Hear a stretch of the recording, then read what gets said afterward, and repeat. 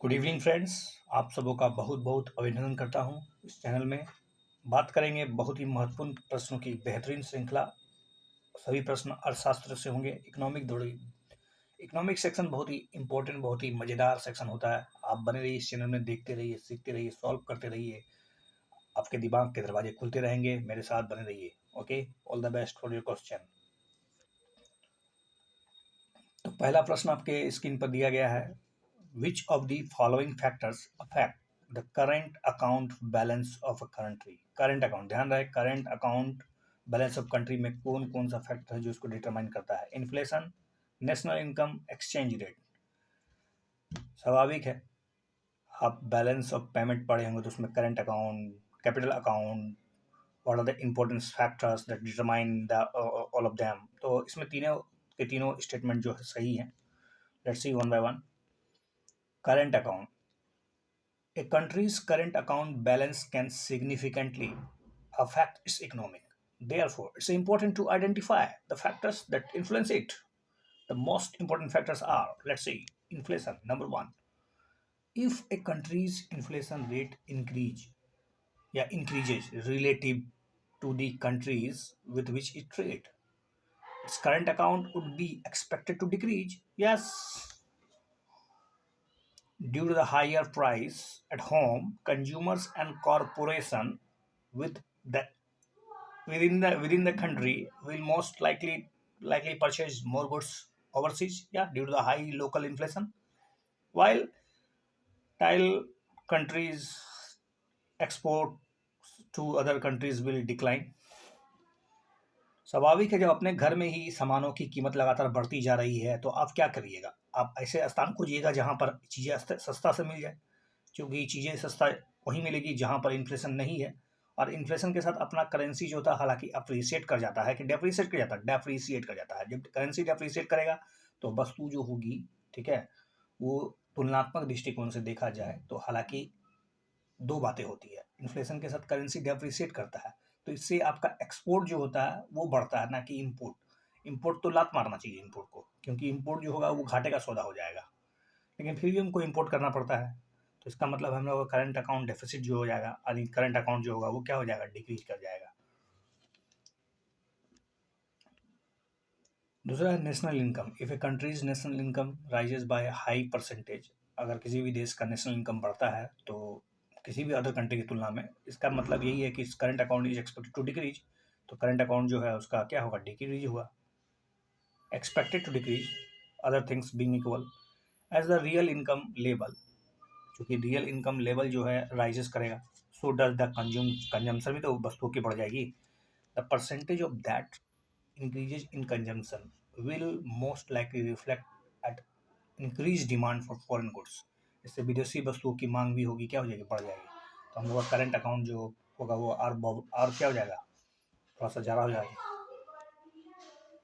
Government restriction, if A countries government imposes a tax on imported goods, often referred जिसको tariff कहते हैं, the prices of the foreign goods to the consumer effectively increases। स्वाभाविक है, अगर कोई बाहर की चीज़ आ रही है उस पर आपने इम्पोर्ट ड्यूटी लगा दिया, 100 की चीज़ें पर 10% का इम्पोर्ट ड्यूटी, तो 110 में बाजार में आएगा।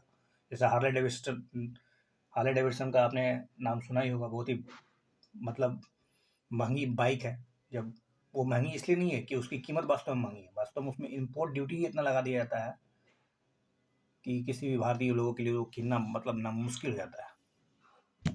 तो स्वाभाविक है, गवर्नमेंट रिस्ट्रिक्शन इसमें आप समझ सकते हैं। And increases in the price of imported goods relative to goods produced at the home will discourage imports and it is expected to increase the current account balance। आपका करंट अकाउंट जो balance होगा वो ठीक ठाक हो जाएगा इस बीच में। इन एडिशन टू टैरिफ्स, इसके अलावा गवर्नमेंट में reduce its import by enforcing a quota. सरकार बोलती है कि इतना से ज़्यादा नहीं आ सकता कोई चीज़। इसके अलावा मैक्सिमम लिमिट भी सेट किया सकता है सरकार के द्वारा इम्पोर्ट पर। दूसरा है एक्सचेंज रेट।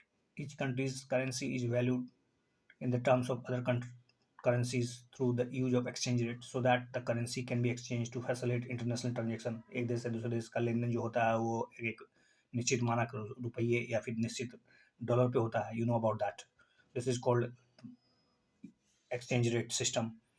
तो इसमें क्या होता है, The values of the most currency can fluctuate over the time because of the market and government forces. तो उसको दो चीज़ें निर्धारित करती है, हो सकता है वो अगर फिक्स्ड एक्सचेंज रेट सिस्टम हो तो उसमें कंट्रोल पूरा का पूरा सरकार की होती है, और अगर वो फ्लोटिंग एक्सचेंज रेट सिस्टम है तो वो मार्केट यानी मार्केट फोर्सेस जिसको डिमांड और सप्लाई करते हैं वो उसके द्वारा निर्धारित होती है।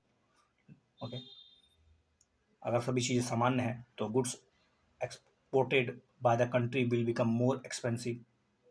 गुड्स जो कि एक्सपोर्टेड किया जाता है वो क्या हो जाएगा, ज़्यादा से ज़्यादा महंगा हो जाएगा टू द इम्पोर्टिंग कंट्रीज, किसी भी देश के लिए जो खाली सामान खरीदता है।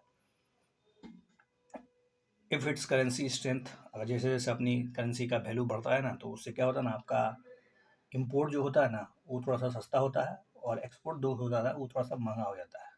आप चीज़ों को आसान से खरीद पाइएगा, जबकि बेच आपके आपके सामान को कोई खरीदेगा नहीं, क्योंकि उसके लिए उसको उसी वस्तु के लिए अधिक डॉलर चुकाना पड़ेगा। इसलिए आपकी जब जब आपकी एक्सचेंज रेट सिस्टम मजबूत होती है, एक्सचेंज रेट सिस्टम जो होता है वो अगर मान लें करेंसी जो होता है अप्रिसिएट करता है, तो आपको देखना पड़ेगा as a consequences the demand for such goods will decline. Of course आपकी चीज़ों की कीमतें बढ़ने के कारण दुनिया आपकी सामानों को नहीं खरीदेगी। इसलिए तो कई सरकार जो होती है जानबूझकर डिवैल्यूट करती है, जैसे कि चाइना का नाम सुना होगा आपने।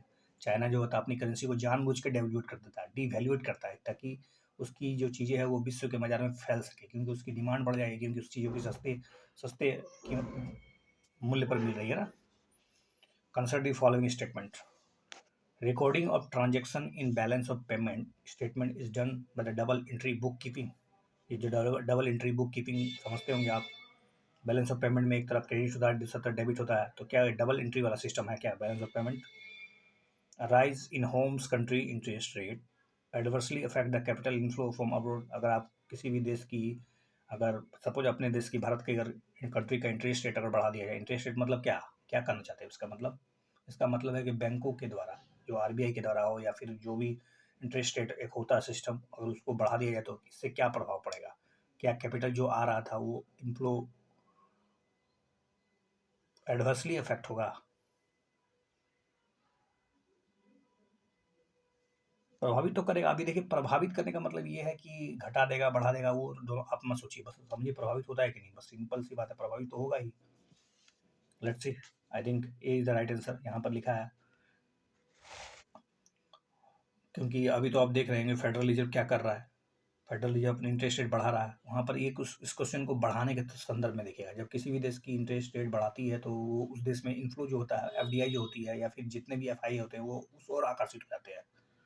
Let's see, balance of payment is constructed according to the principle of double entry booking keeping. ठीक है, डबल एंट्री बुक कीपिंग होता है बैलेंस ऑफ पेमेंट सिस्टम में, इसका सिद्धांत यही है, double entry booking. Under this system a transaction is represented in the balance of payment by the two entries with equal values. One of these entries is designated as a credit और दूसरा तरफ debit, एक तरफ credit दूसरा तरफ debit.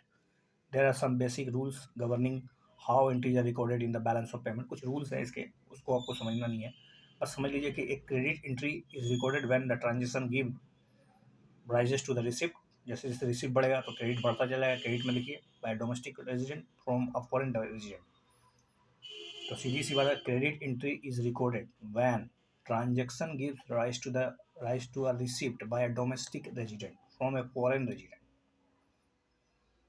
Okay, अगर आपको suppose विदेश से सपोज कोई पर्यटक आ रहा है भारत घूमने, ताजमहल देखने, तो स्वाभाविक है हमारे हमारे देश के में डॉलर प्रवेश करेगा तो उसको क्रेडिट एंट्री में लिखेंगे। ठीक है, the receipt itself may take the form of an increase in the residents foreign asset. तो हमारे देश का घरेलू जो फॉरेन एसेट है वो बढ़ता चला जाएगा। इसका मतलब क्या है, बैलेंस ऑफ फॉरेन करेंसी बढ़ती चली जाएगी। वॉट एवर इट्स फॉर्म, चाहे इसका फॉर्म, एक उदाहरण तो दे दिया मैंने, the receipt is recorded at debit entity. ठीक है, whatever its form, the receipt is recorded as a debit entry, इसको डेबिट एंट्री में कहेंगे। Conversely, any transaction that gives rise to the payment by a resident to a foreign resident is recorded as a debit entry. The payments of the result from this transaction is recorded as a credit entry। लेकिन यहाँ उल्टा होता है, देखिए अगर भारत में पैसा घुस रहा है तो वो क्रेडिट होता है, लेकिन इसको लिखते हैं डेबिट एंट्री में, उसको डेबिट एंट्री में शामिल किया जाता है। जबकि भारत से पैसा जा रहा हो ठीक है, एग्जाम्पल के तौर पे भारत के लोग अगर सपोज घूमने जा रहे हैं विदेश, तो स्वाभाविक है उनको डॉलर तो चुकाना पड़ेगा, और वो डॉलर जो होगी उस देश की जहाँ पर वो प्रवेश कर रहे हैं उसके लिए तो क्रेडिट होगा, लेकिन वो लिखाएगा कहाँ पर, वो डेबिट एंट्री में लिखाएगा। ठीक है, तो यही है क्रेडिट और डेबिट का खेला। खेला समझ गए आप ना? The payment that result from this transaction is recorded as a credit entry, तो उस समय क्रेडिट एंट्री में लिखाएगा। तो इसका क्या मतलब है? इसका सीधा सा मतलब है जब प्लस हो रहा हो किसी भी देश के लिए, प्लस मतलब उसके रेवेन्यू बढ़ रहे हैं, या फिर कर सकते हैं कि आप उसका करंट अकाउंट जो बैलेंस है पेमेंट में, करंट अकाउंट हो या फिर कैपिटल अकाउंट कुछ भी हो, अगर वो ब्लूम कर रहा है, ब्लूम मतलब एक्सपेंड कर रहा है, तो वो क्या होगा समझ लाइए, वो पूरा उसका डेबिट एंट्री में लिखाएगा। Higher interest rates tend to attract foreign investment, yes, increasing the demand for the for and value of the homes country currency. स्वाभाविक है उस देश की करेंसी की डिमांड बढ़ जाती है। जैसे अभी आप देख रहे हैं भारत के लिए चिंता का विषय है, क्योंकि अमेरिका और यूरोपियन कंट्रीज़ में मंदी जैसे हालात हैं, और इस समय वहाँ के फेडरल रिजर्व जो है इन्फ्लेशन को कंट्रोल करने के लिए फॉरेस्ट फॉर जो उसके फेडरल रिजर्व है वो क्या कर रही है, इंटरेस्ट रेट को बढ़ा रही है। जब इंटरेस्ट रेट को बढ़ाएगी तो स्वाभाविक है भारत में जो निवेश किया गया था वो पैसा जो होगा वापस लिखा जाएगा। इससे क्या होगा, डिमांड ऑफ डॉलर बढ़ जाएगा। जैसे डिमांड ऑफ डॉलर बढ़ेगा आपकी रुपया पर चोट पड़ेगी और रुपया डेप्रिसिएट कर जाएगा। तो स्वाभाविक है आप ये समझ चुके हैं। Which of the following will adversely affect the balance of payment. अब इसमें पूछा गया कौन सा है जो बैडली अफेक्ट करेगा। बहुत इजी सा प्रश्न है सब, आप इसको कॉन्सेप्टली लीजिए, याद करके कभी नहीं हो सकता ये सब। Adversely affect the balance of payment, rise in interest rate, adversely मतलब बुरी तरह से प्रभावित करेगा। देखिए ये प्रभावित करने वाले बहुत से फैक्टर्स हैं, लेकिन उनमें से ऐसा कौन सा फैक्टर जो पूरी तरह से मतलब चौपट कर सकता है? Rise in interest rate, rise in taxes, rise in capital inflow. सबसे बुरी तरह से प्रभावित करता है rise in the inflation rate. Inflation सबसे गंभीरता से प्रभावित करता है। ये सब तो इसके बाय प्रोडक्ट है, जो जैसे इंटरेस्ट रेट, ये सब इसके बाय प्रोडक्ट है, लेकिन इन्फ्लेशन जो है वो एक्चुअली में डिटरमाइन कर देता है। Let's see, rise in inflation rate has a negative effect on the balance of payment. The balance of payment may deteriorate, मतलब घटिया हो जाएगा, because domestic inflation stimulates import। इससे आप इंपोर्ट ज़्यादा से ज़्यादा करिएगा, इंपोर्ट स्पेंडिंग ज़्यादा हो जाएगा ना हम लोग का। हम लोग अधिक से अधिक चीज़ों को इंपोर्ट करके अपनी ज़रूरतों की चीज़ों को पूरा करेंगे। Given the imports of year relatively cheaper, स्वाभाविक है इंपोर्ट तो हमारे लिए चीपर हो जाएगा ना। क्यों? क्योंकि जो चीज़ें बाजार में अपने ही यहाँ पर मांगी है तो हम बाहर से ना कर देंगे रे। The dampens the export sales, लेकिन ये आपके याद रखिएगा, ये आपके एक्सपोर्ट को डैम कर सकता है। As export appear more expensive abroad. An increase in the interest rate can lead to an appreciation. जैसे जैसे इंटरेस्ट रेट बढ़ेगा उससे अप्रिसिएशन क्या होगा, कैन इससे अप्रिसिएशन हो जाएगा। स्वाभाविक इंटरेस्ट रेट बढ़ने से can lead to the appreciation of the currency as a demand for the currency increases. Demand जो होता है करेंसी का वो बढ़ जाता है, जैसा कि अभी आपको मैंने बहुत बेहतर तरह से एग्जांपल देके फेडरल रिजर्व के बारे में बता दिया। Hence positively affecting the balance of payment, तो ये पॉजिटिव होगा, ये फायदेमंद के लिए रहेगा, क्योंकि पैसा प्रवेश कर रहा है। जैसे जैसे सोच लीजिए आपके देश में अगर मतलब आपके आपके फॉरेक्स रिजर्व में पैसा है तो वो फायदेमंद है, जो आपके फॉरेक्स रिजर्व से पैसा निकाले वो आपके लिए घाटेमंद है। अब उसके फैक्टर्स को आप समझना है। इन्फ्लेशन किस तरह से प्रभावित करता है आप तो देख ही रहे हैं। इन्फ्लेशन का मतलब होता है depreciation of money, depreciation of currency. A rise in the capital inflow in the form of foreign direct investment, inflow, outflow नहीं, इनफ्लो, फॉरेन एफडीआई के रूप में आएगा, एफआई के रूप में आएगा, as a positive effect on the balance of payment of a home country. A rise in the tax structure has a positive effect. Tax structure में अगर अच्छा से उसको सहूलियत ढंग से बना दिया जाए तो कहीं ना कहीं है तो आपके बीओपी के लिए फायदेमंद होगा। Suppose if A countries government impose a tax on imported goods, the price of the foreign goods to the consumers effectively increases, and increases in the prices of the imported goods relative good produced at home will discourage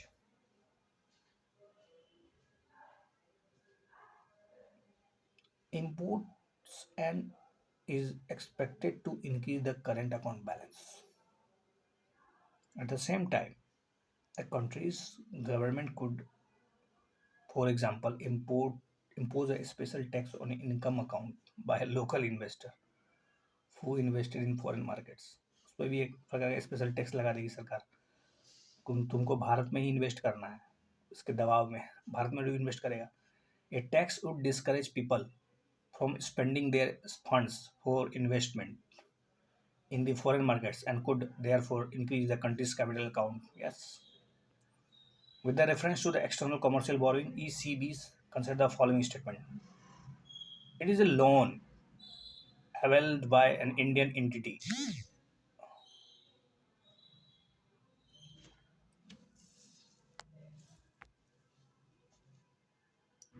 तो it is a loan avail या availed या क्या बोलते हैं availed, ठीक है, availed by an Indian entity from a non resident lenders. External commercial borrowing cannot be used for investment in stock market. Its framework is decided by the Export Import Bank of India. चलिए एक तो definitely, दो तो definitely, one two तो इसको export import bank of India नहीं बल्कि इसको आरबीआई और डिटरमाइन करती है, तो एक और दो सही है. देखिए एक्सटर्नल कॉमर्शियल बोरोइंग एक लोन होता है जो कि मतलब बाहर से हम लोग लाते हैं, एक इंडियन एंटिटी जो होता है ना उठाता है from a non resident lender से, तो इधर minimum average maturity. They are widely in India, they are used widely in India to facilitate access to foreign money by Indian corporation and public sector enterprises also.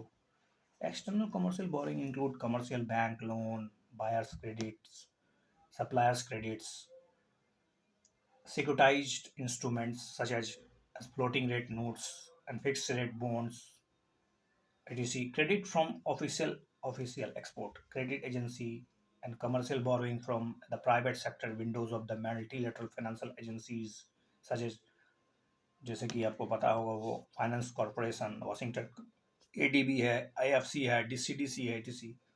External commercial borrowing cannot be used for the investment in stock market और speculation in the real estate. ऐसा नहीं है कि आप external commercial boring से पैसा उठाएं और स्टॉक मार्केट में शेयर खरीद के जानबूझ के शेयर की प्राइस हड़ा के बढ़ा दें, क्योंकि शेयर का डिमांड बढ़ा देंगे तो ऑटोमेटिक है उसका प्राइस ऑटोमेटिक बढ़ जाएगा, और हड़ाक से आपने क्या कर दिया, उसको बेच दिया. तो इससे कहीं ना कहीं एक्सटर्नल कमर्शियल बोरिंग का इस्तेमाल इस उद्देश्य के लिए नहीं किया जा सकता है. Of department of economic affairs, ministry of finance, ठीक है, इकोनॉमिक अफेयर्स जो मिनिस्ट्री ऑफ फिनांस के तहत आता है, आरबीआई के साथ मिलकर मॉनिटर करती है, रेगुलेट करती है एक्सटर्नल कमर्शियल बोरिंग. तो डिपार्टमेंट ऑफ इकोनॉमिक अफेयर्स है, ठीक है, वही जो है ना वो आरबीआई के साथ मिलकर डिटरमाइन करती है, रेगुलेट करती है एक्सटर्नल कमर्शियल बोरिंग को. क्या फ़ायदे हैं आखिर हाथ फैलाने का, आई मीन उधार लेने का. The cost of fund is usually cheaper होता है from external sources if borrowed from economics with lower rate of interest. वो मामूली इंटरेस्ट रेट पे आपको लोन दे देती है. बड़े बड़ी जो इंस्टीट्यूशन है, वर्ल्ड बैंक हो, आईएमएफ हो, या जो भी हो, एडीबी हो, डीडीबी हो, जो भी हो. Availability of a large market can help companies satisfy larger requirements from global players in a better manner as compared to what can be achieved domestically. क्योंकि आपको पता हो डोमेस्टिकली में, हालांकि हम लोग का सरकारी लोन तो डोमेस्टिकली ही ज़्यादा है, अच्छी बात है, होना भी चाहिए, ताकि करेंसी फ्लक्चुएशन के कारण चिंताएं बढ़ जाती है. तो चूँकि भारत का जो एक्सटर्नल कमर्शियल बोरोइंग है वो मिनिमल है, भारत सरकार का मिनिमल है, क्योंकि उसमें, और वो सबसे बड़ी बात है कि उसमें लॉन्ग टर्म बोन्स ज़्यादा हैं. तो 20-10% भी मान लीजिए तो कोई चिंता का बात नहीं. 80-90% तो भारत सरकार जो लोन बोरोइंग करती है वो तो डोमेस्टिक एजेंसी से, बैंकों से ट्रेजरी बिल जारी करके और बॉन्ड जारी करके, सिक्योरिटी जारी करके उठा लेती है, और वो जनरली लॉन्ग टर्म का है. बाहर का वाला तो चिंता का विषय भी नहीं है, क्योंकि यूपीएससी ऑलरेडी इस तरह के सवाल मिला करके पूछती रहती है कि किस प्रकार का हम लोग का नेचर है भीख मांगने का.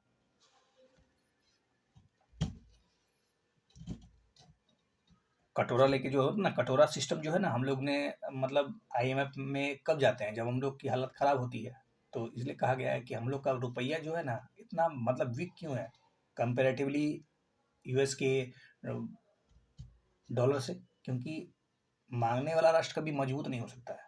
इसलिए तो हम लोग आत्मनिर्भरता की बात कर रहे हैं. अभी सरकार की मतलब अगर नीतियाँ देखे जाए तो कहीं ना कहीं इस बात को फोकस करती है, और इसके लिए धन्यवाद के पात्र है वो. क्योंकि पहले तो हम लोग सिर्फ और सिर्फ बस आईएमएफ के सामने खड़े हो जाते थे, तो आईएमएफ हमको कोई चीज़ मंगनी में थोड़ा लोन दे रहा है, वो तो लोन देगा उसके लिए कड़ी-कड़ी शर्तें अप्लाई कर देगा। हम लोग तो मतलब अपने आप को गिरवी रख देते हैं मान लीजिए। तो स्वाभाविक है हम लोग का करेंसी का डिप्रिसिएशन कराया जाएगा जानबूझ के, हमारी जो करेंसी वो डेप्रिसिएशन मतलब समझते ही हैं, वो मार्केट फोर्स के आधार पे काम करेगी। तो बहुत सी बातें हैं, समझ में आ रहा हो आपको मेरे ख्याल से। It provides access to the international market for the borrowers and gives the good exposure to the opportunity globally. तो कहीं ना कहीं इससे जो इंटरनेशनल मार्केट का दरवाज़ा खुल जाता है बोरोवर्स के लिए, और एक बहुत बड़ा दरवाज़ा खुलने से आपके बद अपॉर्चुनिटीज जो होते हैं ग्लोबली हो जाते हैं। Avenues of lower cost funds can improve the profitability of a companies and can aid economic growth। अगर आपकी कंपनी अच्छा ग्रोथ करेगी तो इसके लिए शर्त है कि उसको जो उसके फैक्टर्स जो उसके उत्पादन के डिटरमाइन में है, तो कॉस्ट ऑफ प्रोडक्शन जो होता है, कॉस्ट ऑफ लोन जो होता है, वो भी डिटरमाइन करता है ना, तो वो भी कहीं ना कहीं विकास को दिखा सकता है। आप उसको बहुत ब्रॉड दृष्टिकोण में देखेगा तो कंपनी का ग्रोथ का मतलब होता है देश का ग्रोथ, दैट्स ऑल। जीडीपी कैसे बढ़ेगा, इसके लिए आपको सस्ते लोन चाहिए। इसके अलावा एक सबसे बड़ा फैक्टर है crowding effect, crowding out effect, you know about that, it's a very good concept. जब सरकारें जो होती है, खुद सरकारें जो है अगर मार्केट से पैसा बोरो ज़्यादा कर लेगी तो उससे क्या होगा ना, इंटरेस्ट रेट बढ़ जाएगा, इंटरेस्ट रेट बढ़ जाएगा तो उससे इन्फ्लेशन बढ़ेगा। इससे कंपनियां क्या होगी ना, मतलब लोन लेने से कतराएगी, और जो लोन लेने से कतराएगी तो उसके पास पैसा नहीं होगा, और जब पैसा नहीं होगा तो इन्वेस्टमेंट नहीं होगा, इन्वेस्टमेंट नहीं होगा तो स्वाभाविक है चीज़ों की निर्माण नहीं होगी, तो क्या होगा, चीज़ों का निर्माण नहीं होगा। इसका मतलब कम से कम मजदूर चाहिए, तो मजदूरों को छटाई स्टार्ट हो जाएगी, एक तरफ बेरोजगारी बढ़ जाएगा, दूसरा तरफ जीडीपी ग्रोथ घट जाएगा, तो आप एक वर्चुअस से साइकिल में फंस जाइएगा। तो क्राउडिंग आउट इफेक्ट जो होता है वो बहुत ही बुरा चीज़ है। तो सरकार इससे बचने की कोशिश करती है, लेकिन सरकार के पास विकल्प भी नहीं है, क्योंकि जो प्राइवेट एजेंसियाँ वो तो प्रॉफिट ओरिएंटेड काम करती है, वो तो इन्वेस्ट करती नहीं है, ना तो R&D में खर्चा करती है, ना ही पब्लिक वेलफेयर के लिए काम करती है ज़्यादा से ज़्यादा। तो उसके लिए सरकार के पास तो विकल्प भी नहीं है, तो सरकार अपना हाथ कहाँ फैलाती है, सरकार अपना हाथ घरेलू सेक्टर से यानी डोमेस्टिक लोन उठाती है, लेकिन इससे प्रभाव है, उसका एक विपरीत प्रभाव है। क्या है वो विपरीत प्रभाव आया, क्राउडिंग आउट इफेक्ट। लेकिन अगर क्राउडिंग आउट इफेक्ट को कम करना चाहते हैं तो आप एक्सटर्नल बोरोइंग कर सकते हैं, तो स्वाभाविक है। अब समझ में आ गया होगा बहुत चीज। Consider the following statement. Capital account convertibility means freedom to convert domestic currency into foreign currency and vice versa to execute trade in goods and services। Capital account convertibility का क्या मतलब होता है? दो प्रकार का कन्वर्टिबिलिटी होता है, current account convertibility, capital account convertibility. Convertibility का सीधा सीधा मतलब होता है जब आप अपनी देश की मुद्रा का किसी दूसरे देश की मुद्रा के साथ आसानी से लेन देन या कन्वर्ट करने में सक्षम हो, दैट इज कन्वर्टिबिलिटी। तो हमारे यहाँ पर तो आपको पता होगा करंट अकाउंट कन्वर्टिबिलिटी 100% है, कैपिटल अकाउंट कन्वर्टिबिलिटी जो है पार्शियल है। India has become fully convertible on current account after it confirmed the status and obligation of IMF। IMF के जो दिए गए शर्त थे वो शर्तों को पूरा करने के पश्चात हम लोग पूरी तरह से क्या हो चुके हैं, 100% करंट अकाउंट कन्वर्टिबिलिटी को अलाउडेड कर चुके हैं। There is a partial capital account convertibility in India. आपको 2-3 तो डेफिनेटली सही है, तो इसके सही जवाब 2 ही 3 है। देखिए, करेंसी कन्वर्टिबिलिटी का मतलब सीधा है freedom to convert domestic currency into the another international currency like dollar. रुपया अगर डॉलर में चेंज होता है और डॉलर अगर रुपया में चेंज होता है तो यही है कन्वर्टिबिलिटी। करेंट अकाउंट कन्वर्टिबिलिटी का मतलब होता है freedom to convert rupee into dollar etc and vice versa for export and import of a goods and service. It also includes freedom to convert currency to make या receive only a unilateral transfer like gifts, donation, etc. to pay, receive interest, dividends, etc. In India, there is a full current account convertibility since 1993। 1993 से हम लोग पूरी तरह से full convertibility में अपना चुके हैं, लेकिन करंट अकाउंट में। This was the this was after the India accepted the status and obligation of article 8 of the international monetary fund. ये बाद में हुआ जब ऑब्लिगेशन को पूरा कर लिया गया तब। Capital account convertibility is the freedom of foreign investor to purchase Indian financial asset like share bonds। चूँकि हमारे यहाँ पर शेयर और बॉन्ड्स को 100% अलाउडेड नहीं किया गया है बाहर के लोगों के लिए, तो हमारे यहाँ पर 100% इन्वेस्टर को इतना आसानी से शेयर और बॉन्ड्स में निवेश करने या फिर उससे पैसा उठाने का तरीका बहुत मतलब लिमिटेड मात्रा में है। FII को आपके बारे में जानते ही होंगे। That of the Indian investor to purchase foreign financial asset. किसी भी भारतीय इंडियन इन्वेस्टर्स को विदेश के फॉरेन एसेट को जैसे कि शेयर और बॉन्ड्स को उसमें पैसा लगाने का अलाउडेड तो है, लेकिन सीमा तक है। क्योंकि अगर ऐसा होगा ना तो क्या होगा, अब आप जो है ना अपना इन्वेस्टमेंट ऐसे जगह में लगाइए जहाँ पर आपको ज़्यादा से ज़्यादा फ़ायदा हो, तो हो सकता है वो डेस्टिनेशन कहीं और हो भारत छोड़ के, तो इससे भारत को नुकसान भी हो जाएगा। It involves the freedom to invest in a financial assets. There is a partial capital account converted in India. It means there are certain restriction on the movement of the capital. तो आप जब capital उठा के ले जाइएगा तो उस पर निगाहें होती है एक्सचेंज मार्केट का, आई मीन भारत सरकार का, आई मीन आरबीआई का। Which of the following is are the impact of the appreciation of a currency in the economy? जब रुपया का मूल्य बढ़ जाता है तो उसके क्या प्रभाव होते हैं? प्रभाव पूछा है, इम्पैक्ट पूछा है, तो आप उसको मतलब नेगेटिव टर्म में देखिएगा। इम्पैक्ट का मतलब होता है negative term. It increases the countries export. अच्छा, क्या इससे कम भारत की एक्सपोर्ट बढ़ जाएगी, मतलब हम लोग ज़्यादा से ज़्यादा सामानों को विश्व के बाजार में उड़ेल पाएंगे, डंपिंग कर पाएंगे, क्या हमारी चीज़ें सस्ती हो जाएगी दूसरे देश के लिए? The value of remittances coming from abroad decreases. लेकिन जो रेमिटेंस आएगा उसका वैल्यू तो गिर जाएगा, ऐसा क्या? It leads to the increase in inflation. क्या इससे इन्फ्लेशन बढ़ जाएगा? देखिए, करेंसी डिप्रिसिएशन का मतलब होता है यहाँ पर इन्फ्लेशन, जबकि यहाँ पर अप्रिसिएशन बोला है, तो स्वाभाविक है तीसरा छाटिए और एक दो के साथ नहीं बल्कि केवल और केवल दो के साथ जाइए। यहाँ पर क्या बोला है?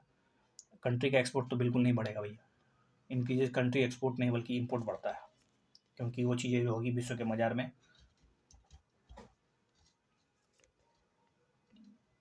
करेंसी अप्रिसिएशन से मतलब है हमारी चीज़ें जो होगी विश्व के बाजार के लिए महंगी हो जाएगी, तो उससे एक्सपोर्ट तो होगा नहीं, इम्पोर्ट भले फायदेमंद हो जाए, क्योंकि चीज़ें हमारे लिए जो चीज़ें कल $100 में मिलती थी आज हो सकता है वो $90 में ही मिल जाए। Currency appreciation refers to the increase in the value of one currency relative to another forex market. The value of currency is not measured in absolute term. It is always measured relative to the currency being measured against it. Countries use currency appreciation as a strategic tool to boost their economic prospects. When a nation's currency appreciates, it can have a number of different effects on the economic. Appreciation of a currency makes the export less competitive in the international market. This leads to the decrease in the country's export. स्वाभाविक है, वो चीज़ें महंगी होगी तो आपके वस्तुओं की डिमांड जो घट जाएगा और आप अर्थात आपका एक्सपोर्ट घट जाएगा। The value of remittance is coming from abroad decreases in the domestic currency. और जो उधर से बाहर से जो रेमिटेंस आता है, जो भारत जो नंबर 1 पे है, ठीक है, वो भी कहीं ना कहीं प्रभावित हो जाएगा, वो घट जाएगा।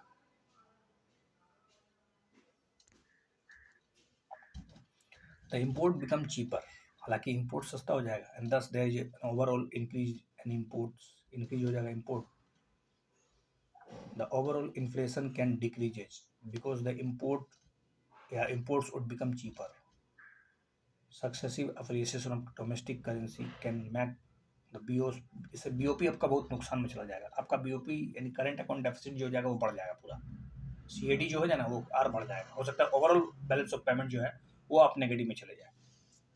तो अक्सर ऐसा होता ही है गरीब देशों के लिए, क्योंकि उनका करेंसी जो होता है कभी अप्रिशिएट करता ही नहीं ज़्यादा।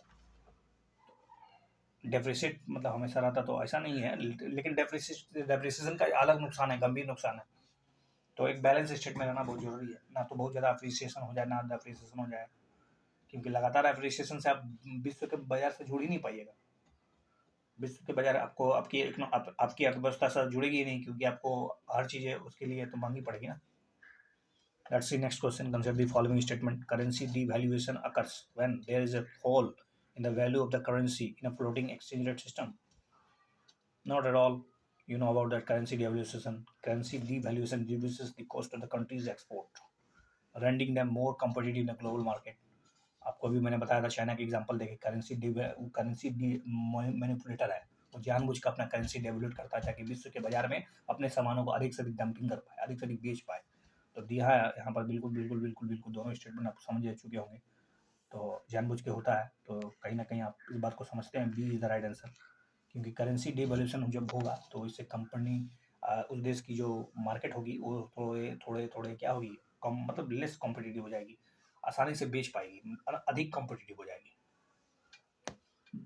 When a country makes a conscious decision to lower its exchange rate in the fixed or semi-fixed exchange rate, तो जानबूझकर जब सरकारें ऐसा करने लगती है तो उसको करेंसी डिवैल्यूएशन बोलते हैं। लेकिन अगर मार्केट फोर्स के आधार पर अगर ये सब हो रहा है तो उसको बोलेंगे हम लोग कौन सी, depreciation. Currency depreciation is when there is a fall in the value of the currency in the floating exchange rate. Floating exchange rate का मतलब है जो मार्केट फोर्स डिटरमाइन करती है, मतलब डिमांड और सप्लाई के आधार पर अगर आपका करेंसी अप्रिशिएट कर रहा है, डेप्रिशिएट कर रहा है, तो you can simply say that is depreciation.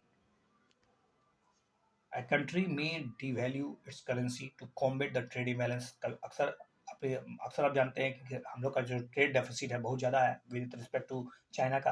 हाँ, अभी तो $100 बिलियन हो चुका है, बहुत मतलब घाटा सौदा है हमारा। हालांकि अमेरिका के साथ हम लोग का करंट अकाउंट डेफिसिट जो है, वो कैट जो है वो थोड़ा सा पॉजिटिव है। तो कई बार अक्सर देखा जाता है कि हम लोग अपने मतलब कॉम्बेट करना कोशिश करते हैं अपने देश की करेंसी को इस्तेमाल करके, ट्रेड इम्बैलेंस को मतलब कम से कम रखना चाहते हैं। Devaluation reduces the cost of the countries exports. Devaluation से कॉस्ट ऑफ द कंट्रीज का जो एक्सपोर्ट होगा वो क्या हो जाएगा, रिड्यूस हो जाएगा। Rendering them more competitive in the global market. इससे ग्लोबल मार्केट में खड़ा होने का मौका मिल जाएगा। विच इन टर्न, इसका मतलब क्या है, increase the cost of imports. तो कॉस्ट ऑफ इम्पोर्ट तो महंगा होगा, इम्पोर्ट करवे नहीं करेंगे हम लोग। If the imports are more expensive, domestic consumers are less likely to purchase them. Further strengthening domestic business, इससे बिजनेस तो एक्सटेंड कर जाएगा ना, because export increases import decreases. जब इम्पोर्ट डिक्रीज हो जाएगा तो हम लोग अधिक से अधिक चीज़ों का निर्माण करेंगे, वहीं पर अपने घर में ही निर्माण करेंगे, और इससे कहीं ना कहीं हम लोग तरह से कहेंगे कि हम लोगों ने इम्पोर्ट को सब्सिट्यूट किया है घरेलू वस्तुओं से, क्योंकि घरेलू वस्तुएं जो है वो सस्ती है देन दैट ऑफ द विदेश के तुलना में। Because export increases, import decreases, there is typically a better balance of payments because a trade deficit sinks। इससे ट्रेड डेफिसिट घटेगा और बैलेंस ऑफ पेमेंट मजबूत हो जाएगा। In short, a countries that devalues its currency can reduce its deficit because there is a greater demand for cheaper export। कोई भी चीज़ें सस्ती होती है तो उसकी मांग ऑटोमेटिक बढ़ जाती है, तो वो अधिक से अधिक बिकेगी। इसके लिए कुछ शर्तें हैं, वो चीज़ें सस्ती होनी चाहिए। अब सस्ती कैसे होगी, उसके लिए रुपया का सिस्टम और डॉलर का सिस्टम आपको समझना होगा कि how it convertibility determines the something something, you know about that. मजेदार टॉपिक्स है, depreciation, appreciation, devaluation, inflation, exchange market, foreign market, external commercial borrowing, ये सब एक दूसरे से जुड़ा हुआ है। When you study in very concept way, in very conceptually, you realize it's everything is going with my daily life, ऐसा लगेगा। Who among the following tend to lose when there is currency depreciation। कौन कौन सा यहाँ पर घाटे की सौदा किसके लिए होगी जब करेंसी डेप्रिसिएट हो जाती है। तो यही बात अभी बात कर रहे थे, कौन कौन घाटा में जाएगा, कौन कौन फायदा करेगा। जब करेंसी डेप्रिसिएट हो जाएगा तो स्वाभाविक है, इससे फॉर्म हो बाय इम्पोर्ट रॉ मटेरियल। अगर मान तब हम लोग सपोज आप एक बड़े व्यापारी है, आप कच्चे माल बाहर से मंगाते हैं तो आपके लिए तो दिक्कत हो जाएगा ना, क्योंकि आपका इम्पोर्ट जो होगा वो क्या हो जाएगा, महंगा हो जाएगा। Worker gaining jobs in export industry, इसका सभी स्वाभाविक है। जो भी एक्सपोर्ट इंडस्ट्री हमारे यहाँ देश में लगी हुई है, जिस चीज़ का हम लोग एक्सपोर्ट ज़्यादा से ज़्यादा करते हैं, जैसे बासमती चावल, तो बासमती चावल का डिमांड बढ़ जाएगा क्योंकि वो चीज़ें होगी विदेश के लिए सस्ती होगी, तो हो सकता है वहाँ का वर्कर का वेज बढ़ जाए। तो ये 2 नंबर तो होगा नहीं, क्योंकि लूज पूछा है, और रेजिडेंट हो हॉलीडे अब्रोड। और जो बेचारे भारत के नागरिक छुट्टियाँ मनाने के लिए कभी मालदीव तो कभी कहीं तो कहीं एबीसी कहीं जाते हैं, तो उसका लिए नुकसानदायक है, क्योंकि आपको डॉलर के लिए अधिक से अधिक रुपये चुकाने पड़ेंगे। तो ये हो गया, तो 1 और 3 आंसर होगा। इफेक्ट्स ऑफ करेंसी डीवैल्यूएशन, अभी हम लोग फायदे पढ़ रहे थे, अब इसके नुकसान समझिए। A devaluation of exchange rate will make export more competitive. Yes, आपका मोर एक्सपोर्ट मोर कॉम्पिटिटिव हो जाएगा and appear cheaper to the foreigner. विदेशों के लिए याद रखिएगा फायदेमंद होगा जब जब करेंसी डेवल्यूट करेगी। This will increase the demand for export.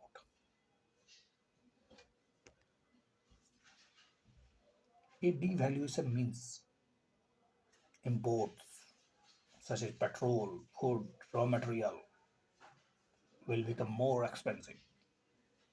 This will reduce the demand for imports. Devaluation could cause higher economic growth. Yes, with export more competitive and imports more expensive, we should see higher export and lower imports, which will reduce the current account deficit। Export competitive हो गया है, import expensive हो गया है, अधिक से अधिक export करेंगे, इम्पोर्ट कम करेंगे। एक्सपोर्ट अगर आपका ज़्यादा होगा तो आपका स्वाभाविक है जो बैलेंस ऑफ पेमेंट है वो आपकी तरफ फेवरेबल हो जाएगा। इसका मतलब करंट अकाउंट डेफिसिट जो हो जाएगा आप लोग का रिड्यूस हो जाएगा। तो डिवैल्यूएशन तो करते ही हैं, लेकिन इसके कुछ नुकसान भी है तो कुछ फ़ायदे भी हैं। तो लेकिन कौन कौन लूज करता है ये सुनिए। The following tend to lose when there is a currency deficit और डिवैल्यूएशन। एक तो कंज्यूमर हु बाय इंपोर्ट्स, जितने भी कंज्यूमर जो बाहर की चीज़ों में बहुत मतलब आनंद ढूंढते हैं उनको तो नुकसान होने वाला है। हयासी वाली ज़िंदगी लोगों के लिए जो बाहर से सैमपन और बाहर से जो हार्ले डेविडसन की कारें और गाड़ियाँ जो मंगाते हैं, या फिर जो भी चीज़ें हो जो बाहर से मतलब आ सकती है, भारत में जो बनते ही ना हो, तो उसके लिए तो नुकसानदायक है। रेजिडेंट्स हु हॉलीडे अब्रोड, जो बाहर आनंद आनंद उठाने घूमना चाहते हैं।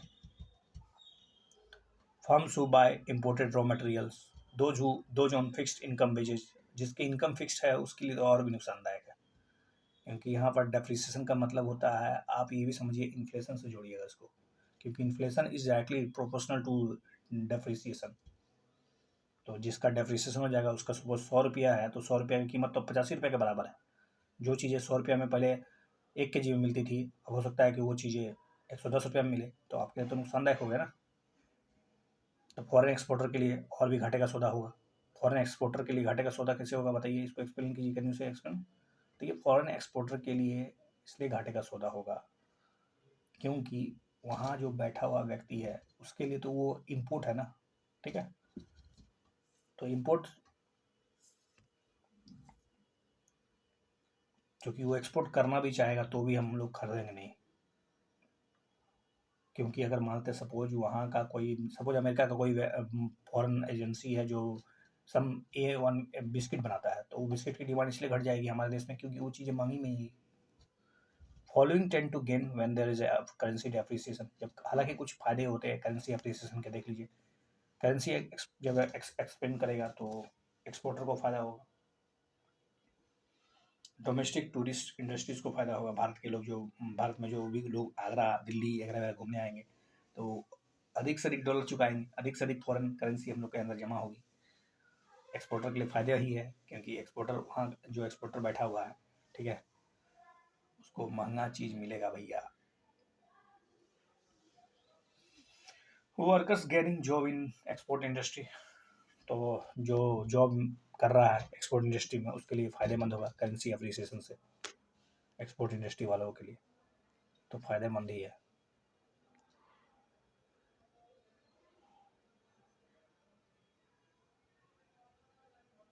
करेंसी अप्रिसिएशन एंड डेप्रिसिएशन क्या होगा यहाँ पर, लूज करना होगा।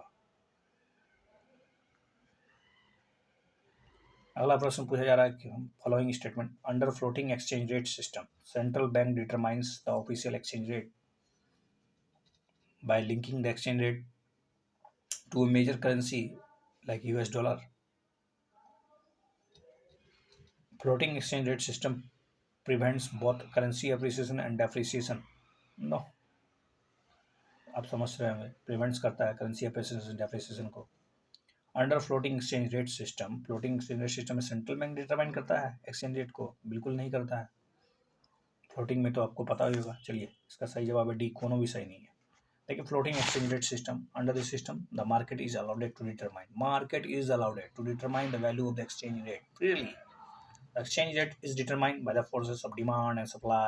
If due to any reason exchange rate fluctuate, the government never intervenes, never intervenes, and allows market the function and determines the true value of the exchange rate. The advantage of such system are, हालांकि इसके कुछ फायदेमंद है floating exchange rate system के। The exchange rate is determined in well functioning foreign exchange market with the no government interference. सरकारें इसको जहाँ अपने इच्छा अनुसार जब चाहे मतलब मैनिपुलेट नहीं कर सकती है फ्लोटिंग एक्सचेंज रेट सिस्टम में। इससे कहीं ना कहीं निवेशकों का विश्वास बढ़ेगा कि कहीं ना कहीं सरकार जो है जानबूझ कर तो ऐसा नहीं कर रही है, और एक्चुअली मतलब सही जानकारी मिल पाएगी इन्फ्लेशन क्या है, something. The exchange rate reflects the true value of the domestic currency which helps in establishing the trust among the foreign investor. जो विदेशी निवेशक है उनको एक विश्वास जग पाएगा, बड़ी बड़ी जो एजेंसियां हैं वो सोच पाएगी कि यस दैट्स अ गुड, क्योंकि foreign floating exchange rate system एक तरह से आपके लिबरलिज्म थॉट को दिखा रहा है। A country can easily access funds, loans from IMF and other international institution. कोई भी बड़ी बड़ी इंटरनेशनल इंस्टीट्यूशन जो होती है ना, वो उदारवाद को कॉन्सेप्ट को अपनाती है। वो तब तक आपको उधार नहीं देगी जब तक आप उसके शर्तों पर नहीं चलिएगा।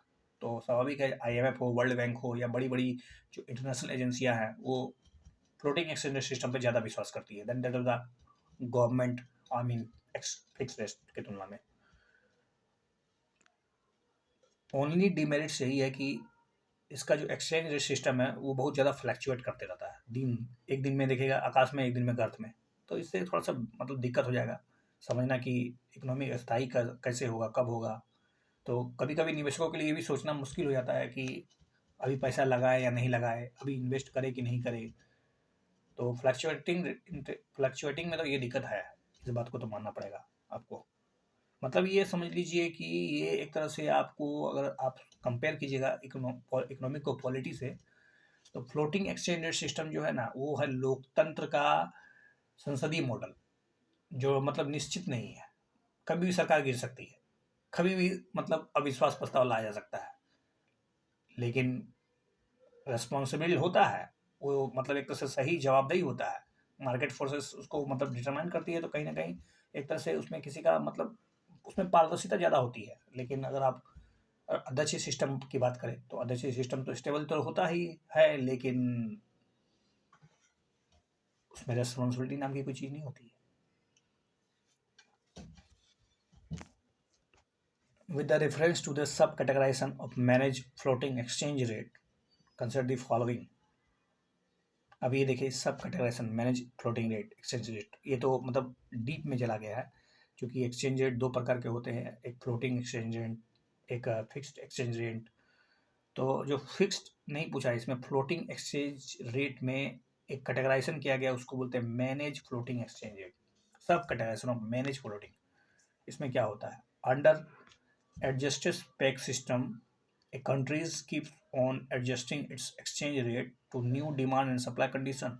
अच्छा, under crawling peg system, a country tries to hold on a onto a fixed exchange rate system until the country's foreign exchange reserve got exhausted. After that, it goes for devaluation. In the dirty floating system, the exchange rate is too very large. Extent is determined by the market forces of the demand and supply. But occasionally, the central bank of a country intervene in the foreign exchange market to remove the excessive fluctuation from the foreign exchange rate market. केवल तीन सही है। देखिए, पढ़ते हैं हम लोग detail में मैनेज फ्लोटिंग एक्सचेंज रेट के बारे में। Manage floating exchange rate lies in between the two extreme. एक तरफ फिक्स्ड एक्सचेंज रेट सिस्टम है, दूसरा फ्लोटिंग एक्सचेंज रेट सिस्टम है। तो उसके बीच का जो अवस्था है, मीडियम पथ है मैनेज फ्लोटिंग एक्सचेंज रेट। इस सिस्टम में होता क्या है, exchange is allowed to move freely and determine by the forces of open market. मतलब मार्केट फोर्सेस के द्वारा डिटरमाइन होगा, तब तक होगा, तब तक होगा, तब तक होगा, जब तक कि डिफिकल्ट सिचुएशन ना आ जाए। जैसे ही डिफिकल्ट सिचुएशन आएगी, इस मैनेज फ्लोटिंग एक्सचेंज सिस्टम में सेंट्रल बैंक प्रवेश करेगी, आएगी एक तरह से ऑब्जर्वर के रूप में, एंड ट्राई करेगी, इंटरवीन करेगी, ताकि स्टेबलाइज किया जा सके इस सिस्टम को। इसको बोलते हैं manage floating exchange rate system. लेकिन अब है क्या है कि इसका सब कैटेगरी भी है। इसके तीन प्रकार है, तो let's see one by one. एक होता है एडजस्टेड पेग सिस्टम। अब देखिए, एडजस्टेड पेग सिस्टम मतलब किसी अपनी करेंसी को किसी दूसरे देश की मुद्रा के साथ चिपका देना। In this system a country try to hold on to a fixed exchange rate system. मतलब लगभग फिक्स एक्सचेंज रेट सिस्टम जैसा हो गया। As long as it can, जहां तक हो सके फिक्स एक्सचेंज रेट पैटर्न को फॉलो करेगा। Until the countries foreign exchange reserve got exhausted. मतलब जब तक अपनी हालात जो है ना, मतलब भीख मांगने वाली अवस्था ना आ जाए, तब तक हम लोग फ्लोटिंग एक्सचेंज रेट सिस्टम में काम कर नहीं करेंगे। मतलब देखा ना भारत ने क्या किया। देखिए, अगर आप समझना चाहेंगे कि भारत की इकोनॉमी चाइना की इकोनॉमी से इतनी पीछे क्यों है, भारत की इकोनॉमी लगभग 2.5 ट्रिलियन या 3 ट्रिलियन भी मान लिया जाए, जबकि अमेरिका और चाइना के उसके गुलना में 5 गुना ज़्यादा है। ऐसा क्यों हुआ? अमेरिका को छोड़िए, चाइना और भारत ने शुरुआत तो 1950 से की, आज़ादी के बाद से। मतलब दोनों औपनिवेशिक कंट्री थी। हालांकि भारत पूरी तरह से औपनिवेशिक था और चाइना पार्शियल रूप से औपनिवेशिक था जरूर उसमें। मतलब देखिए, अगर हम इसको थोड़ा सा डिटेल में बताने की कोशिश करें तो सीधी सी बात है, औपनिवेशिक सिस्टम में हुआ क्या, दो प्रकार की गुलामी व्यवस्था स्थापित की गई। एक तो है पॉलिटिकल और दूसरा इकोनॉमिक। भारत में इकोनॉमिक और पॉलिटिकल दोनों गुलामी हम लोग देखने को मिला। हमारी दोनों दोनों जो मजबूत जो खंबे थे उसको मतलब एक तरह से गिरा दिया गया। इस प्रकार हम लोगों ने पूरी की पूरी औपनिवेशिक व्यवस्था का शासन का सामना किया। लेकिन चाइना में क्या हुआ ना, वहाँ पर सिर्फ और सिर्फ इकोनॉमिक रूप से उसको अपंग बनाया गया, पॉलिटिकल रूप से वो स्वतंत्र रहा। तो जैसे जैसे समय बीता, आज़ादी मिली, दोनों देश आगे बढ़े, दोनों का एक्सचेंज सिस्टम लगभग लगभग कंपेरेबल था। ठीक है, भारत की इकोनॉमिक और चाइना की इकोनॉमिक तो लगभग लगभग शुरुआत में बहुत मजबूत थी। ये लोग विश्व के 50% का मतलब समझिए आधा इकोनॉमिक कवर करते थे आज़ादी से पहले, गुलामी से पहले। लेकिन जैसे जैसे औपनिवेशिक व्यवस्था बढ़ती चली गई, हम लोगों की हालत ख़राब होती चली गई, हम लोग भिखमंगे जैसे हो गए, हम लोगों को नोच लिया गया। हम लोग मतलब एक तरह से मतलब समझ लीजिए, आप जानते ही हैं, आप जब हिस्ट्री पढ़िएगा तो you know about the what are the great disadvantage, what are the मतलब डिमेरिट्स कह सकते हैं कि औपनिवेशिक व्यवस्था का क्या नुकसान हुआ, ना केवल आर्थिक बल्कि सोशली रूप से बहुत तरह से हम लोग को अपंग बना दिया गया। ठीक है, अब हम लोग बात करते हैं टू द पॉइंट, सीधी सी बात है। देखिए 70 के दशक में लगभग अधिकांश देशें जो थी वो फ्लोटिंग एक्सचेंज सिस्टम पे काम करना शुरू कर चुकी थी। ठीक है, 70 से 80 के दशक में चाइना इस बात को समझ चुका था, और जिन जेन जियांगपोंग नाम का कोई चाइना का बहुत बड़ा लीडर कह सकते हैं, उसके राष्ट्रपति जी ने इस बात को समझा कि फॉरेन फॉरेन एक्सचेंज में हम लोगों को जुड़ना है, तो उन्होंने भी फ्लोटिंग एक्सचेंज सिस्टम को अपना लिया।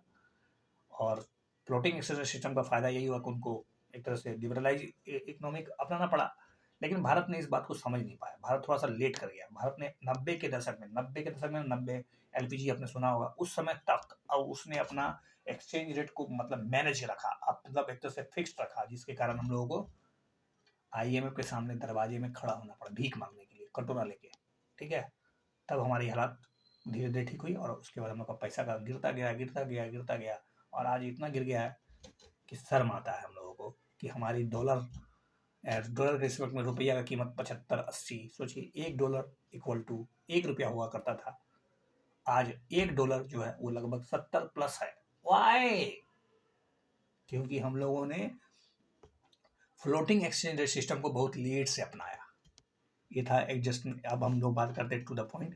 तो एडजस्टेड टैक्स सिस्टम में क्या होता है, तब तक जो है वो कंट्री जो होती है अपनी फिक्स एक्सचेंज सिस्टम को बनाए रखती है जब तक कि वो औकात उसकी खत्म ना हो जाए। तो कौन countries foreign exchange rate reserve caught या औकात, ये मतलब भीख मांगना, ये सब मैं जानबूझ के बोल रहा हूँ ताकि आप आसानी से समझ पाए। The country should undergo devaluation of the currency. अब उसके बाद उसके पास कोई रास्ता होता नहीं है, तो वो डिवैल्यूएशन को पकड़ लेती है and move to the another equilibrium exchange rate, और उसका वो इक्विलिब्रियम रास्ता अपना लेती है। एक होता है क्रोलिंग पैक सिस्टम, एक हो गया फिक्स्ड पैक सिस्टम। अब क्रोलिंग मतलब लटकते थोड़ा ढीला। In this system a country keeps on adjusting its exchange rates to a new demand and supply condition, मतलब एडजस्ट करते रहती है, देखती रहती है हमेशा कि डिमांड और सप्लाई कंडीशन कैसा है, उसके अनुसार हम लोग चल देंगे। This system requires that instead of devaluing currency at the time of crisis के समय हम लोग डिवेल्यूट नहीं करेंगे। On the country, country should follow regular checks at the exchange rate and when required must undertake small devaluation।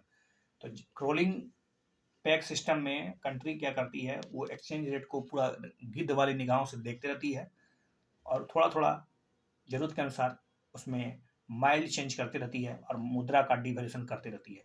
इसको बोलते हैं crawling pack system. और एक होता है क्लीन फ्लोटिंग, नाम से स्पष्ट है, clean floating.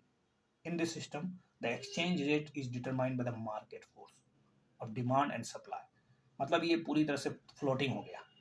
The exchange rate appreciate or depreciate as per the market forces and with no government intervention। सरकार इसमें किसी प्रकार का कोई हस्तक्षेप नहीं करती है। इसको क्लीन फ्लोटिंग सिस्टम बोलते हैं।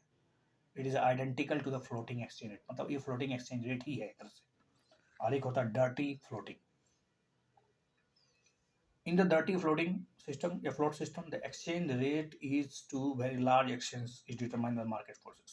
मतलब डर्टी फ्लोटिंग में आप इसको जस्ट पेक सिस्टम के उल्टा समझिए।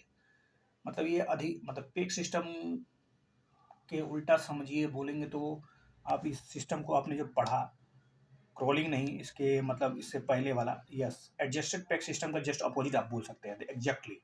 क्योंकि डर्टी फ्लोटिंग सिस्टम में क्या होता है, सारी की सारी चीज़ें होती हैं वो मार्केट फोर्सेस के द्वारा तब तक रेगुलेट होती है, तब तक रेगुलेट होती है, तब तक रेगुलेट होती है, जब तक कि ऐसी स्थिति क्रिएट ना हो जाए कि सरकार को इसमें हस्तक्षेप करना पड़े। तो सरकार जो होती है अंततः अंतिम अवस्था में, जब कोई उपाय नहीं होता, तब जाके सरकारें आती है अपना रोल निभाने। तो कह सकते हैं कि the exchange rate is to very large extent is determined by the market forces of demand and supply, so for the identical the clean floating, but occasionally the central banks of the countries intervene in the foreign exchange market to smoother or remove the excessive fluctuation from the foreign exchange market। तो जरूरत से ज़्यादा fluctuation होने लगे तब उस समय भारत सरकार, आई मीन किसी भी सरकार की मतलब अपनी भूमिका होती है, फेडरल बैंक वहाँ पर अपना रोल निभाता है और उसके बाद उसको थोड़ा सा कंट्रोल करने की कोशिश करता है। ये जरूरी भी है, समय समय पैसा होता भी रहना चाहिए। इसको डर्टी फ्लोटिंग कहते हैं। अगला क्वेश्चन है, with the reference to the extend fund EFFF extended fund facilities consider the following. Extended fund facility, it is a lending facility of the World Bank. It's a World Bank. It helps countries address medium and long term balance of payment problem। देखिए ये IMF का है, extended fund facility जो है IMF का है, तो पहला तो गलत हो गया और दूसरा बिल्कुल का बिल्कुल सही है। Extended fund facilities, extended fund facilities is a lending facility of a fund of the IMF and it was established in 1974। 1974 में इसकी स्थापना, मतलब एक तरह से लैंडिंग फैसिलिटीज़ को मतलब सस्ता करने के लिए, आसान बनाने के लिए एक तरह से बनाया गया था 1974 में, ताकि जो राष्ट्र भी मतलब हालात उसकी ठीक ठाक नहीं है, जिसका मतलब मीडियम टर्म और long term balance of payment crisis हो गया है, तो उसको दूर कर सकती है। ये जो extended fund facilities is prescribe for a country who is suffering from balance of payment problem cause by structural weakness. जैसे कि श्रीलंका को जरूरत है, पाकिस्तान को जरूरत है, एक समय भारत को भी जरूरत था EEF की। तो आप समझ सकते हैं कि जब कभी भी बैलेंस ऑफ पेमेंट क्राइसिस हो जाए आपका, तो आप अपने दरवाजे, आप अपना मतलब क्या बोलते हैं, कटोरा उठाइए और चल जाइए IMF के पास। The structural weakness and who need to fundamental economic reforms. An extended fund facility provides support for comprehensive programs, including policy needed to correct structural imbalances over an extended period। Extended program या arrangements are typically approved for a periods of 3 years, generally ये 3 साल के लिए होता है, but may be approved for periods as long as 4 years to implement deep and sustained structural reforms। 3 साल के लिए होता ही है, लेकिन कभी कभी मतलब छूट दे दी जाती है ताकि मतलब डीप एक्सटेंडेड रिफॉर्म्स किया जा सके आपके देश में। जैसे कि आपको श्रीलंका के हालात की पता होगा, उसने जिस तरह से कुछ नीतियाँ अपना ली जिसके कारण वो क्राइसिस में चला गया, चाहे वो उसकी आर्थिक पॉलिसी हो, चाहे उसकी इकोनॉमिक पॉलिसी के अलावा वो अगर उसकी कृषि पॉलिसी हो, इसके अलावा कोविड-19 हो, इसके अलावा बम्बारिंग हो या ईस्टर बम्बारिंग हुआ, सब क्या है, इस सब में चेंजिंग करने की जरूरत है।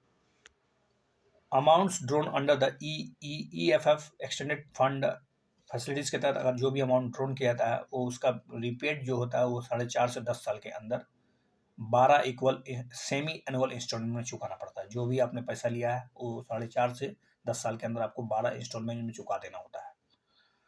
When countries borrow from IMF, it commits to undertake policy to overcome economic and structural problems। तो वादा करना पड़ता है, ऐसे थोड़ा लोन मिल जाएगा। IMF को नहीं खोल के बैठिएगा अपना दरिया, कुछ दरिया नहीं है, सब स्वार्थी है। Under the EFFF these commitments including specific condition, देख लीजिए तलवार लटक गई आपकी गर्दन पर, are expected to have a strong focus on structural reforms to address the institutional or economic weakness in addition to policy to maintain the macroeconomic stability।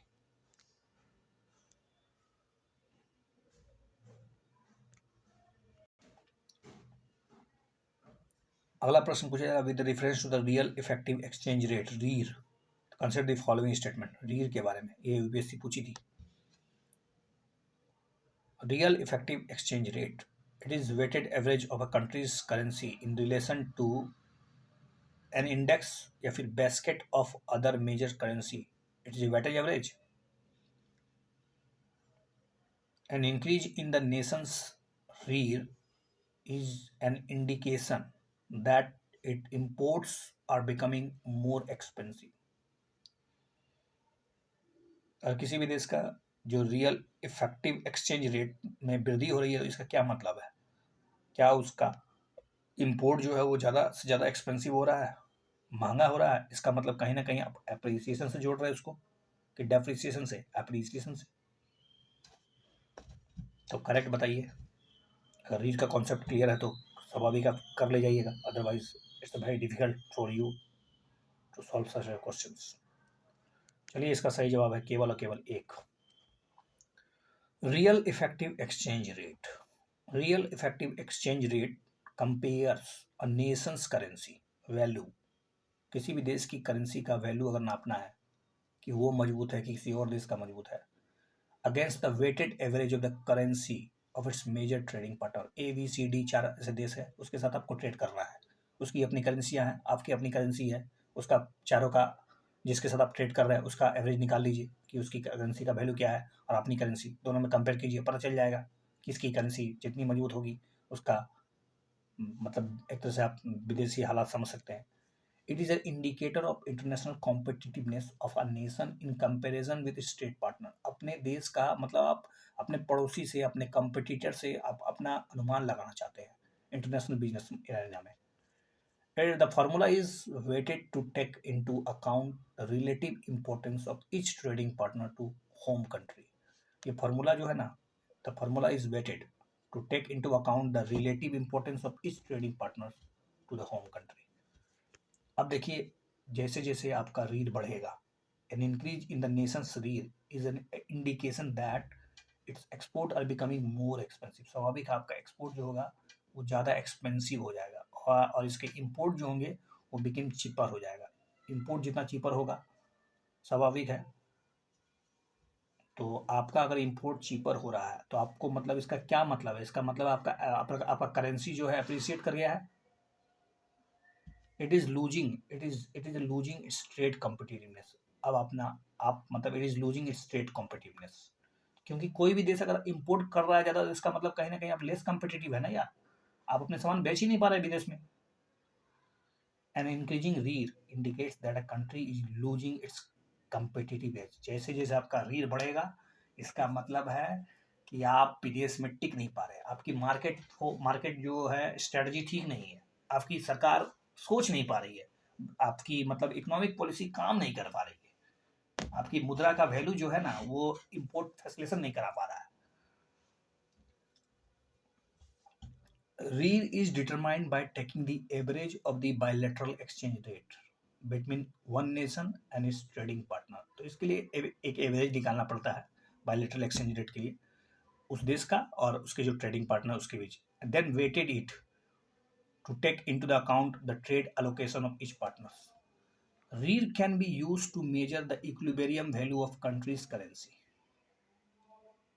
identifying the underlying factors of a country's trade flow, analyze the impact that other factors जैसे कि competition, technological changes on a country and ultimately on the trade rate weighted index। Overall समझिए, ध्यान से देखिए, real का मतलब होता है रियल एक्सचेंज रेट, ठीक है, रियल इफेक्टिव एक्सचेंज रेट होता ना, इसका मतलब सीधी सी बात है कि एक एक भारत, सपोज भारत है और भारत के साथ, भारत का अमेरिका के साथ, चाइना के साथ, यूरोप के साथ, जापान के साथ लेन देन होता है, तो सभी देशों का अपना अपना मुद्रा है। जैसे अमेरिका का यूएस डॉलर है, यूरो का यूरो है, उसके बाद जापान का एन है, चाइना का रेनबी है, भारत का रुपया है, तो भारत का रुपया। अब इस सब देशों का जो करेंसी है उसको एक बास्केट में डाल दीजिए, और उस बास्केट के उस सबको मिला के अब एक ऐसा मतलब एवरेज निकालिए उसका। सपोज एवरेज आया 50 और भारत का है 30, तो इससे तुलना तो कर सकते हैं ना कि मतलब हमारी रुपया मतलब 30 रुपया चुकाने पर हमको 50 रुपया के बदले मिलेगा। यानी सपोज कभी कभी हो सकता है कि उसको एक निश्चित मतलब राशि में कन्वर्ट करना पड़ेगा, जो कि जिसकी डिमांड ज़्यादा होती है, जैसे कि डॉलर के रूप में उसको लिखा जा सकता है। अब उस डॉलर के तुलना में कंपेयर किया जाएगा किसी भी देश की करेंसी का, मतलब एक तरह से मानक क्षमता कितना है।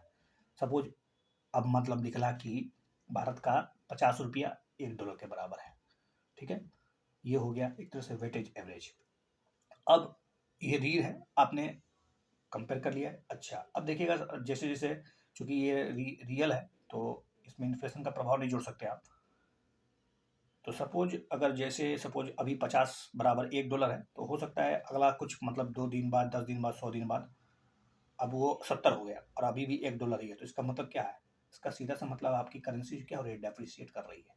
आपकी करेंसी डेप्रिसिएट कर रही है, इसका मतलब है निश्चित रूप से आपकी मुद्रा जो है कॉम्पिटिटिव नहीं रही।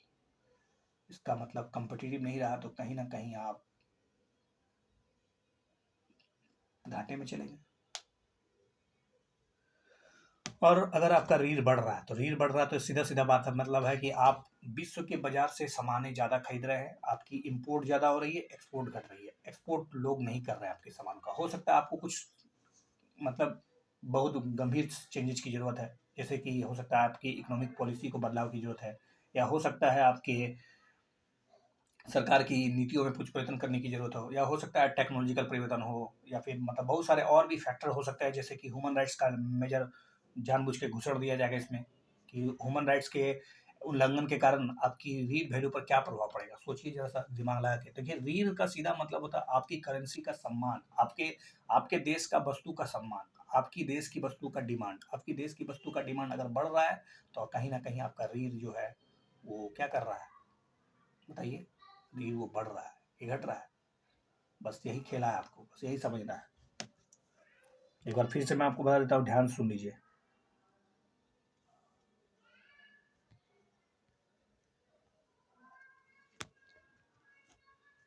N increase in the nation's REER, किसी भी देश के रीर के बढ़ने का मतलब है its export are becoming more expensive. Export जो होता है वो मोर एक्सपेंसिव हो जाएगा और imports are becoming more cheaper. तो आप एक्सपोर्ट के मामले में पिछड़ गए, मतलब आपके सामान की कीमत जो है विश्व के बाजार में बहुत महंगा पड़ रहा है। अमेरिका वाले बोल रहे हैं हम आपके बासमती चावल नहीं ले सकते हैं। अगर आपके बासमती चावल का मतलब डिमांड लगातार घटता जा रहा है विश्व के, आपके जो मैंगो की जो मांग है, अल्फांसो मैंगो या कोई भी मैंगो हो, अगर भारत के कोई भी वस्तु का कीमत या बाजार में उसकी डिमांड घट रही है, यानी एक्सपोर्ट घट रहा है, तो इसका मतलब आपका रीढ़ बढ़ रहा है। तो बढ़ेगा रीढ़ तो आप एक्सपोर्ट लेस होइएगा और मोर इम्पोर्टर होते चले जाएगा। इट्स लूजिंग स्टेट कॉम्पिटिटिवनेस, स्वाभाविक है। आप ट्रेड के मामले में पिछड़ जाइए। इसको अगर आप बैलेंस ऑफ पेमेंट से जोड़ना चाहें तो इससे बैलेंस ऑफ पेमेंट पर क्या प्रभाव पड़ेगा? अगर आपका रीढ़ बढ़ रहा है तो आपका अगर रीढ़ बढ़ रहा है तो आपके बैलेंस ऑफ पेमेंट में नेगेटिव इफेक्ट पड़ेगा। आपका करंट अकाउंट डेफिसिट बढ़ जाएगा, या फिर ओवरऑल कह सकते हैं कि बैलेंस ऑफ पेमेंट जो होगा वो अनफेवरेबल हो जाएगा। Got it? यही था रीढ़ की कहानी। मैंने बहुत ही बेहतरीन ढंग से समझने की कोशिश की है, अच्छे से सुनिए। अब with the reference to the nominal effective exchange rate, एक है रीर एक है नीर। अब नीर के बारे में पढ़ना है और दूसरा real effective exchange rate. Consider the following, दोनों स्टेटमेंट मिला के पूछा गया है एग्जांपल के तौर पर। देखिए, नीर का मतलब होता है nominal effective exchange rate coefficient. अगर नीर coefficient is above 1, it's so that the domestic currency is वर्दी relative less worth relative less than the imported currency. In the case of the rise of inflation in a country, the need of the currency becomes greater than the need of the currency. अब बहुत ही इसको मतलब और भी खतरनाक बना दिया गया रीर और नीर कॉन्सेप्ट को अगर समझना है।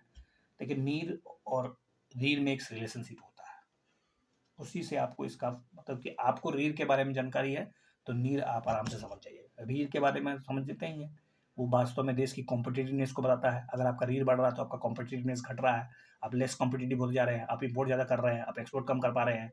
ये रीढ़ की कहानी थी। अब बस रीढ़ में सिर्फ इन्फ्लेशन जोड़ दीजिए, रीढ़ plus inflation that is equal to नीर। अब सोचिए, इन्फ्लेशन भी जुड़ रहा है और रीढ़ भी बढ़ रहा है, इन्फ्लेशन भी बढ़ रहा है, रीढ़ भी बढ़ रहा है। इन्फ्लेशन बढ़ेगा तो स्वाभाविक आपकी करेंसी जो और डेप्रिसिएट कर जाएगी ना।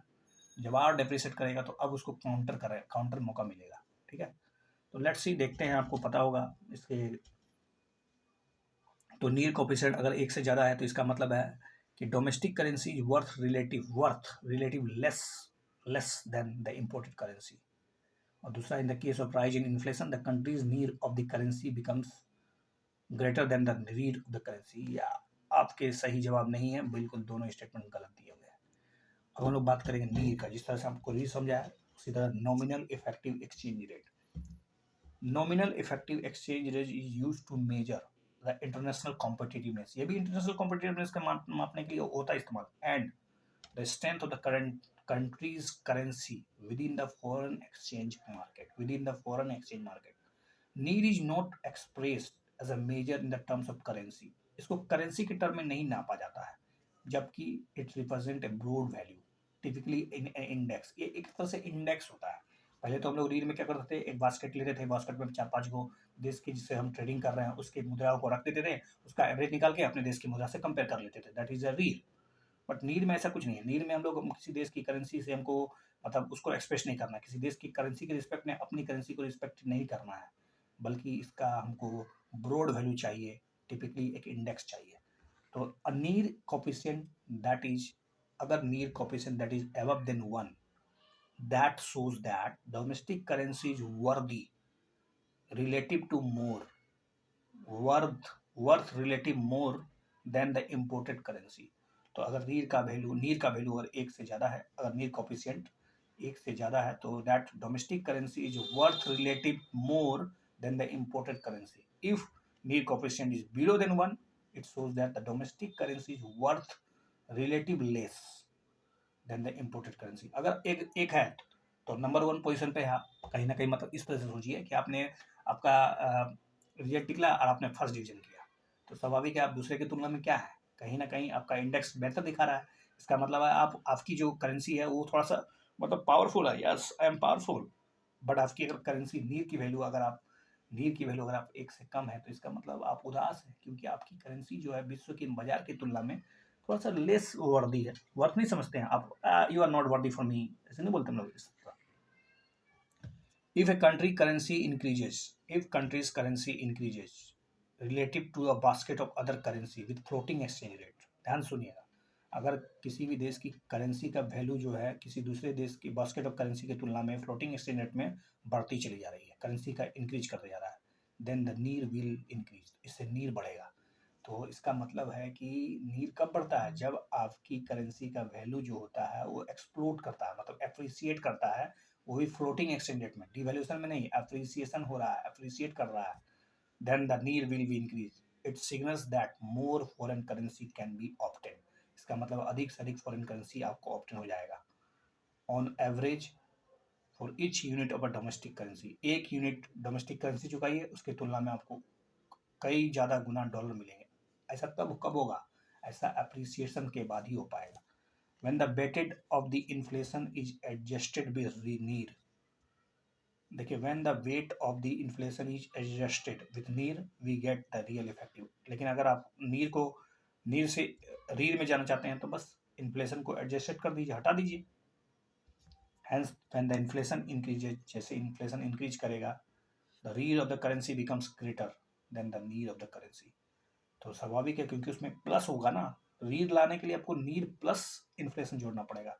तो अगर इन्फ्लेशन में प्लस हो रहा है तो रीड भी बढ़ रहा है, इन्फ्लेशन घट रहा है तो आपका रीड क्या हो रहा है, नीचे जाएगा। तो स्वाभाविक है, when inflation increases the read of A currency becomes greater than the need of the currency. Correct. चलिए अगला क्वेश्चन है PPP, purchasing power parity. Consider the following statement.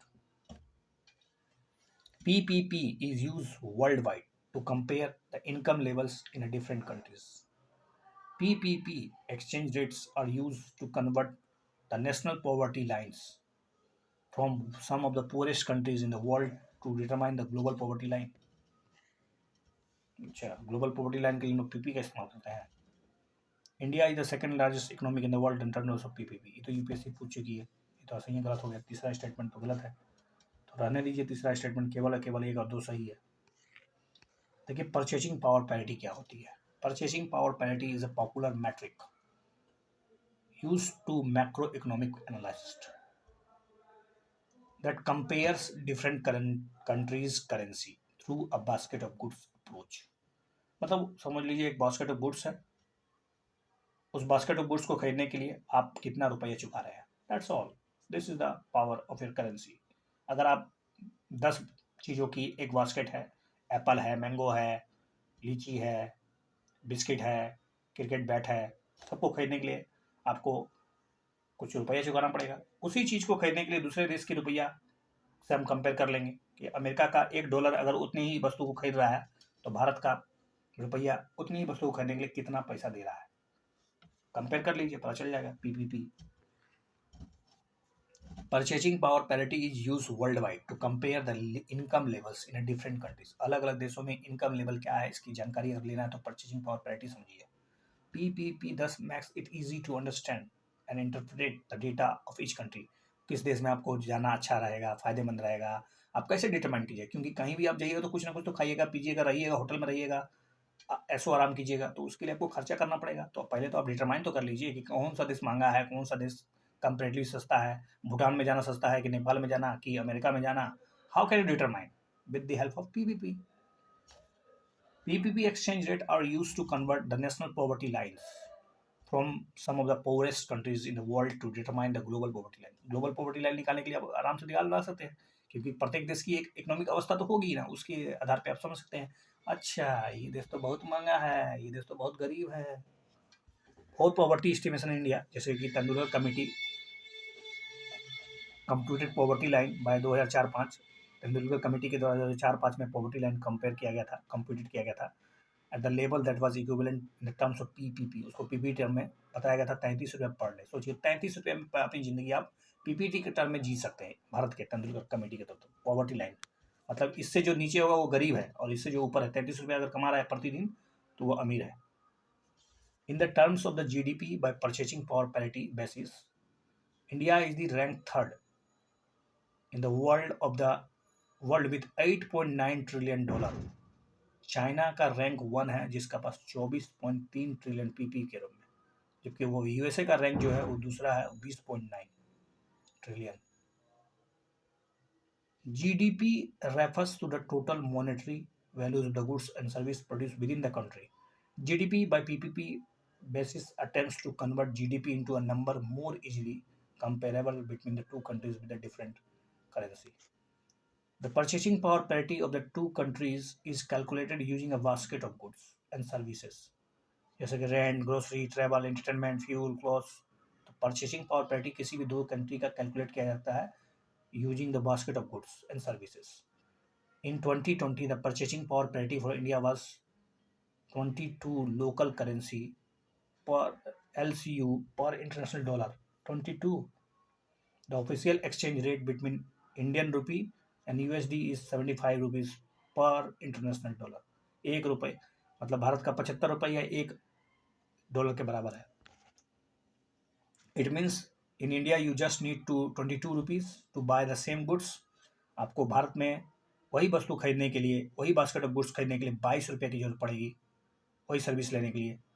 And you could bye for $1 in the US। और उसी चीज़ को US में खरीदने के लिए आपको $1 की जरूरत पड़ेगी। इसका मतलब पहले तो आप समझ नहीं पाइएगा, अरे ₹22 $1, हाउ कैन यू कंपेयर। सबसे पहले ₹1 को आप डॉलर में कन्वर्ट की, आई मीन $1 को उस समय के जो वर्तमान एक्सचेंज रेट है उसमें पता कीजिए कि कितना है। $1 इक्वल टू कितना, तो ₹75। तो not $1 in the US, not 75, as the cost of living here is lower, and not 75 as the cost of living is lower. तो हमारे यहाँ ज़िंदगी आसान है, सस्ती ज़िंदगी है। सोच लीजिए, $1 मतलब ₹75 होगा, तो वही ₹75 खर्चा करना होगा उतनी ही चीज़ों को खरीदने में अमेरिका में। तो कहाँ पर ज़िंदगी आसान हो गया, ₹22 में कि ₹75 में? ऑफकोर्स ₹22 में। It's means you could buy 75 divided by 22। तो आप इसको निकाल सकते हैं। It means you could buy 75 divided by 22, that mean 3.4 units of the same goods या service with $1 equivalent rupees in India. तो मतलब 3.4 units, 4 units of the same goods service with $1 equivalent to.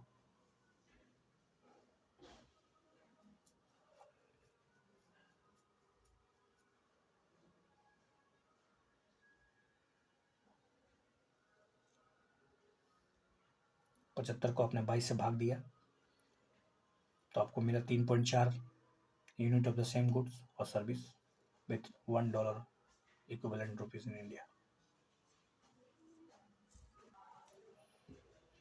कोई गिराने में राजी है तो कोई गिरने में, कोई गिरने में राजी है तो कोई गिराने में राजी है, मगर कोई जो गिरकर संभल जाए वही जीतता है बाजी। Thank you.